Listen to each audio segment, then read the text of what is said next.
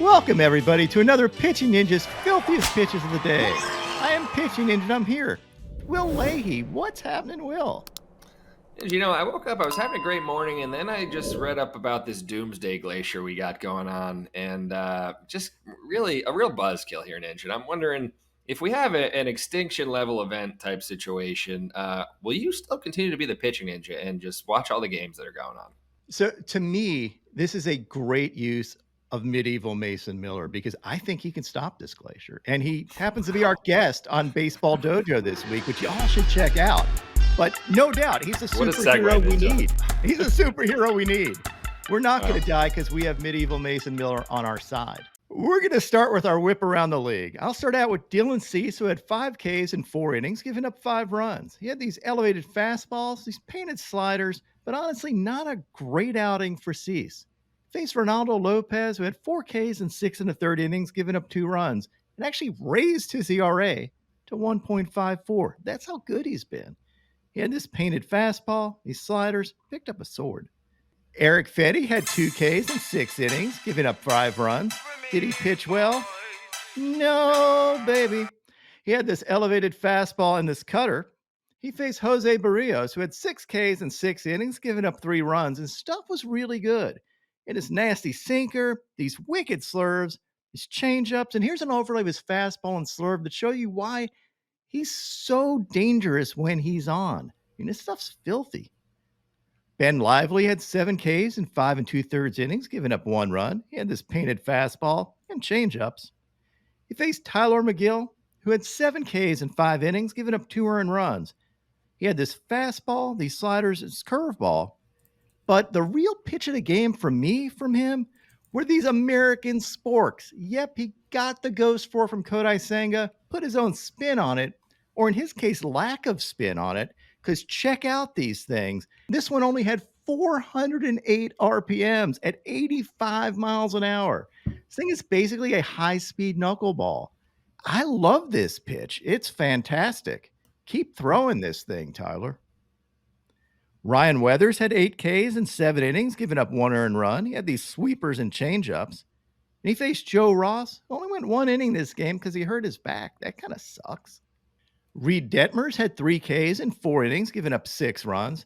You know, he had a fast start this year, and I was like, this is Reed Detmers' year. And his ERA is now 5.8. He had these sliders, and he faced Framber Valdez, who had 3 Ks in 5 innings, but gave up 8 runs on 10 hits. His ERA is now 4.32. He did have these curveballs.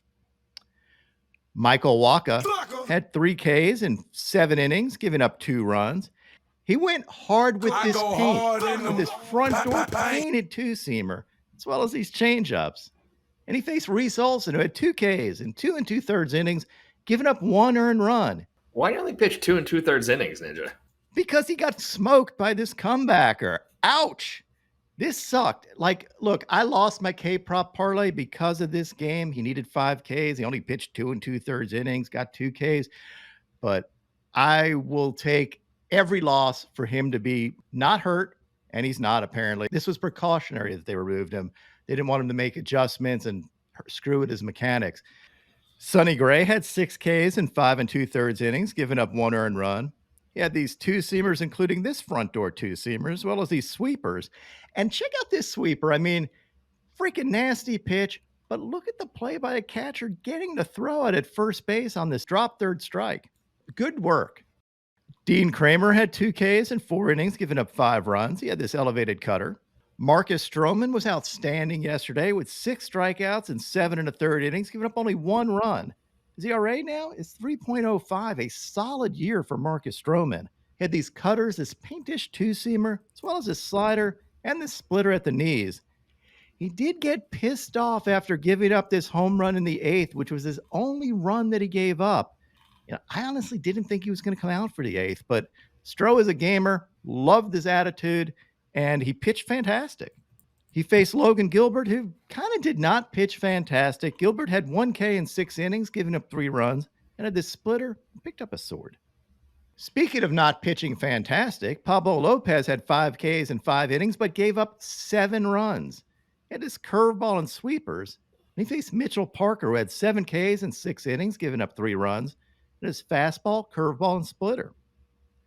Yoshinobu Yamamoto was very good yesterday with 8 strikeouts and 6 in the third innings, giving up 2 runs. His ERA this year is now 3.17. And this fastball for a sword, these dirty splitters, this slider, and I love this. Check out this overlay of this 95-mile-an-hour fastball and this 91-mile-an-hour splitter. And look how freaking good he repeats his mechanics. This man is like a robot out there. Fantastic stuff by Yamamoto.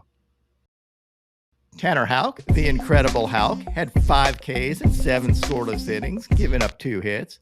His ERA now is 1.94.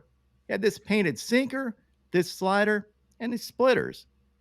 And he faced Taj Bradley, who looked like he was going to dominate the world at the beginning of this game.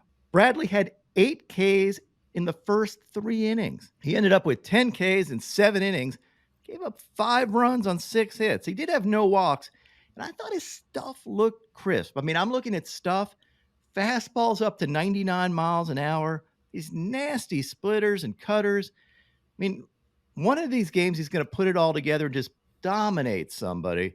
Yesterday wasn't the day, even though he started out on fire. Well, Ninja, he almost did, but then he gave up the dong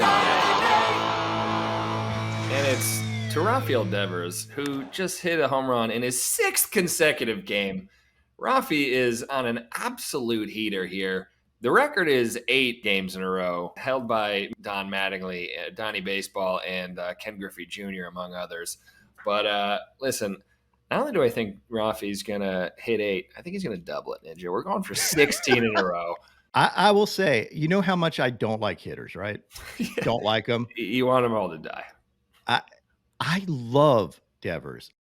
Randy Vasquez had 2 Ks and 6 innings, giving up 10 hits and 3 runs. He had these fastballs. And he faced yesterday's filthiest pitcher of the day. Who is it, Will? It's f***ing Chris Sale. Sale had 9 strikeouts in 7 scoreless innings, no walks, 5 hits. His ERA right now is 2.22. His Cy Young odds right now, plus 1,000. They should be lower than that because Chris Sale has a track record. I know he has a track record of getting injured sometimes, but he's got a track record of dominance, and he's pitching as well as he's ever pitched in his career.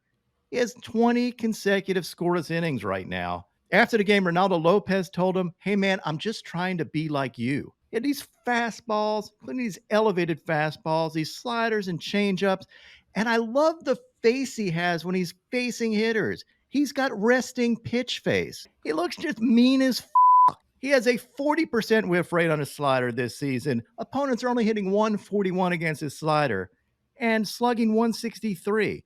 And against his changeups, opponents are only hitting 167 against that and slugging 208.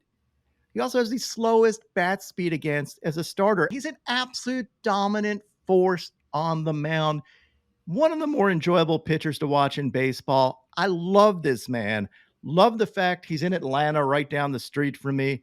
Just a dynamo, man. I can't get enough of Chris Sale when he's pitching like this. One of my favorite Red Sox of all time, the martyr for the 2018 World Series champion Red Sox. I love this man. Ninja, I think he's going to make his first All-Star team since 2018. I'm looking to see him there. I'm planning to shake his hand. You better snap a picture of this Ninja. Might be his first All-Star game in 6 years after he made 7 straight from 2012 to 2018. So let's get him on.